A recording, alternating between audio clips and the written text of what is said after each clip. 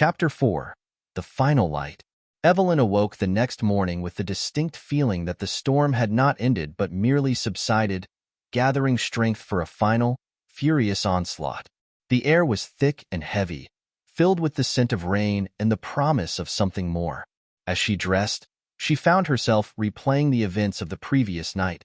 Silas's sorrowful confession, the terrifying encounter in the lantern room, and the ominous sense of unfinished business that lingered in the air. Silas was already awake when she emerged from her room, his expression more haggard than ever, his eyes rimmed with shadows. The fire in the hearth had burned down to embers, casting a dull, red glow that did little to warm the chill that seemed to permeate the cottage. He offered her a weak smile, the kind that was meant to reassure but only served to deepen her concern. "We don't have much time, Miss Blackwood," Silas said, his voice rough from lack of sleep. "The spirit knows we've weakened her, but she'll strike back, harder than before." Evelyn nodded, her resolve hardening. "What do we need to do?" Silas took a deep breath, as if steadying himself for what was to come. "There's only one way to end this. We must confront her in the lighthouse and destroy the source of her power, the light itself." "The light?" Evelyn echoed, surprised. "But isn't the light what keeps the ship safe?" Silas's expression grew grave. "Not this light. This light was corrupted long ago. It's what she uses to lure the ships to their doom, to feed off the souls of those who perish on the rocks. We must extinguish it, once and for all." A shiver ran down Evelyn's spine at the thought of entering the lighthouse again, especially after what they had witnessed the night before. But she knew there was no other choice. Silas had been fighting this battle alone for too long, and now it was up to both of them to put an end to the curse that had plagued Thorncliff for generations. They prepared in silence, gathering what few supplies they thought might help: a lantern, matches, a sturdy rope. Evelyn tucked the locket Silas had given her beneath her collar, the cool metal pressing reassuringly against her skin.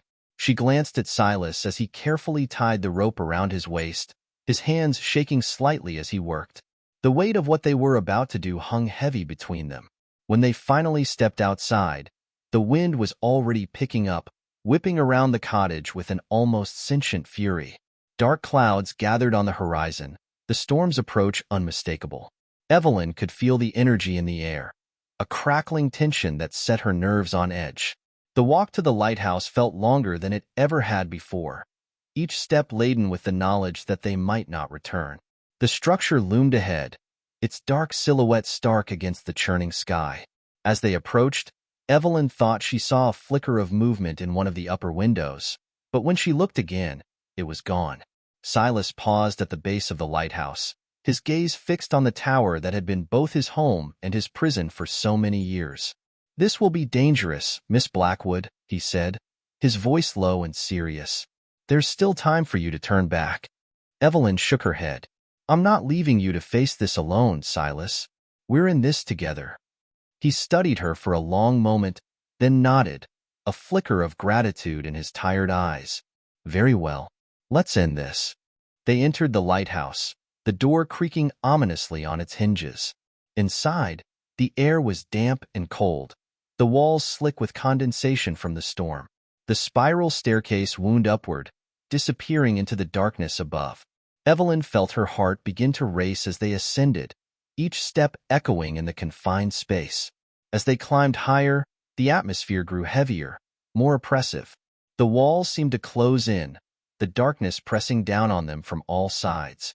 Evelyn found it increasingly difficult to breathe, as if the air itself were resisting their presence. She glanced at Silas, who was gripping the handrail so tightly his knuckles were white, his jaw set in grim determination. When they reached the top, the lantern room was eerily still, the great lens at its center turning slowly, casting its ghostly light across the stormy sea. The storm had arrived in full force, rain pelting the windows with a ferocity that made it impossible to see beyond the glass. Lightning flashed intermittently, illuminating the room in stark, white light. Silas moved to the controls, his expression hardening as he began to work. "The light is powered by an old mechanism, one that's been in place since my great-grandfather's time," he explained. "It's been modified over the years, but the core of it is still the same. If we can disable it, the light will go out, and the spirit will lose her power.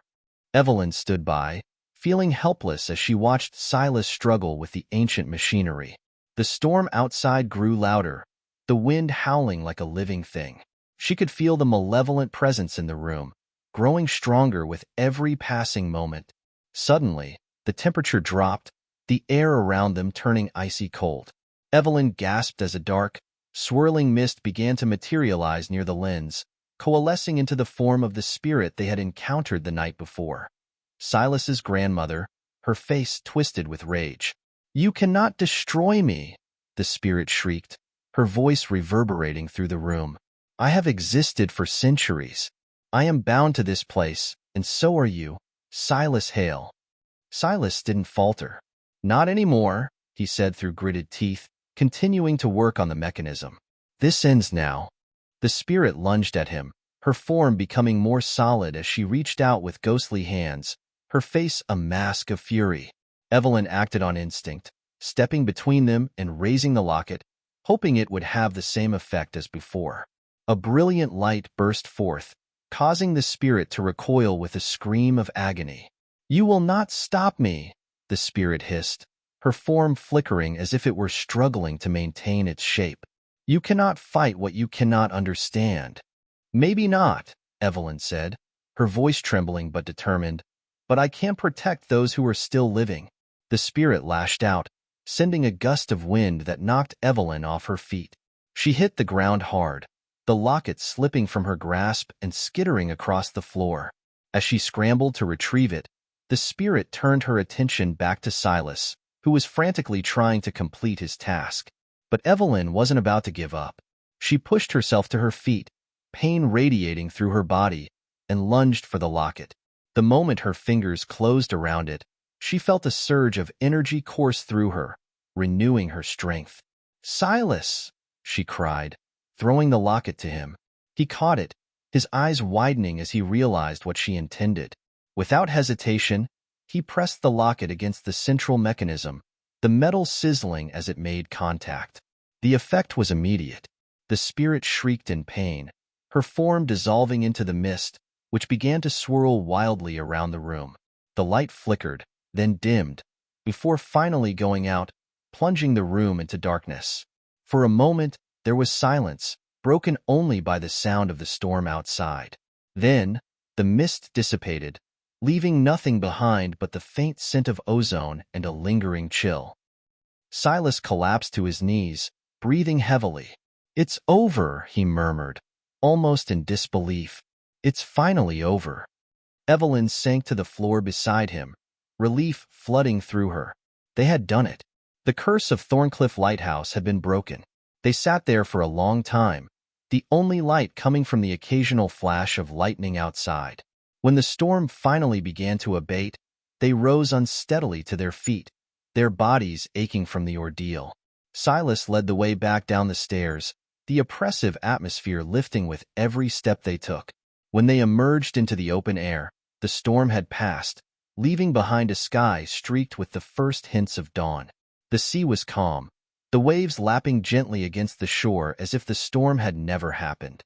Silas turned to Evelyn, his expression one of deep gratitude. "I don't know how to thank you, Miss Blackwood. I could never have done this without you."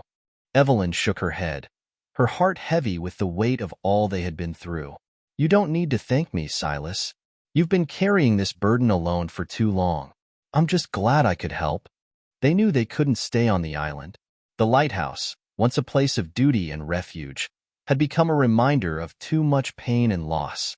Evelyn and Silas gathered what few belongings they had and made their way to the small dock where Silas's boat was moored. The island, now calm and quiet, seemed to bid them farewell as they pushed off from the dock. Silas took the oars and began rowing, his movements slow but steady. The island grew smaller as they moved away, the lighthouse now just a dark silhouette against the brightening sky. Evelyn watched in silence, a mix of emotions swirling within her. Relief, sadness, and a strange sense of closure. The curse was broken, and the spirits were at peace. Thorncliff would no longer be a place of terror. As they reached the mainland, The sun fully rose, casting its light over the calm sea. Silas secured the boat, and they stepped onto solid ground, both of them feeling the weight of the island lifting from their shoulders. "I think I'll go south," Silas said quietly, more to himself than to Evelyn. "Maybe find a small town by the sea, someplace quiet." Evelyn nodded, understanding his need to move on. "I think I'll head back to London," she replied. "There's work to be done, and life to be lived." They stood there for a moment, the unspoken bond between them stronger than words. Finally, Silas extended his hand, and Evelyn took it, giving it a firm shake. "Take care of yourself, Miss Blackwood," Silas said, his voice filled with gratitude and something else, perhaps hope. "You too, Mr. Hale," Evelyn replied with a small smile. "Take care." They parted ways, each heading off in their own direction, leaving the island and its dark past behind. Evelyn walked toward the nearest town, feeling the warmth of the sun on her back and the promise of a new beginning ahead of her.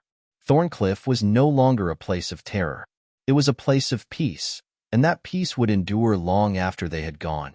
As she made her way down the path, Evelyn knew that she, too, was stepping into the light, leaving behind the ghosts that had haunted her and embracing whatever the future might hold.